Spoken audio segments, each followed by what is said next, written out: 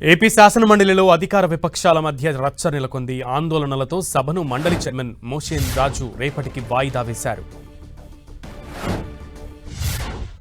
దేవుణ్ణి కూడా రాజకీయంగా వాడుకోవడానికి వీళ్ళు చేస్తున్న తపన అధ్యక్ష ఒకసారి వినాలి అధ్యక్ష.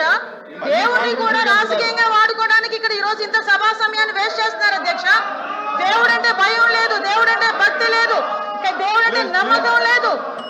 ఇటువంటి నమ్మకం లేని వాళ్ళు ఈ రోజు వచ్చి దేవుడు విషయాన్ని తీసుకొచ్చి ప్రజల తాలూకా మనోభావాలు, భక్తుల తాలూకా మనోభావాలు దెబ్బతీసే విధంగా మాట్లాడుతూ ఉంటే మేము ఎలా ఊరుకుంటాం అధ్యక్ష?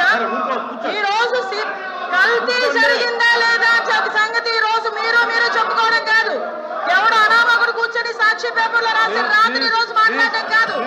సిబిఐ ఛార్జ్ షీట్ చెప్పింది ఇందులో అడల్టరేషన్ జరిగింది అని. 240 కోట్ల రూపాయలు తీసుకొచ్చి మీ జేబుల్లో నింపుకున్నారని సంగతి తెలిసింది.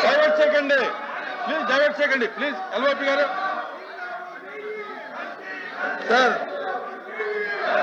ఇవాళ ఎప్పటి నుంచో చంద్రబాబు నాయుడు గారు ఈ ప్రభుత్వం ఆ దేవదేవుడి మీద వచ్చి ప్రసాదం మీద అపరం చేసి వారు దోపిడీ కోసం మాట్లాడండి. దీనికోసం చేసిన కార్యక్రమాన్ని ఇవాళ వచ్చి మేము తెచ్చి రావాలని కోరితే ప్రభుత్వం వచ్చి పట్టిస్తూ ప్లీజ్ కూర్చోండి.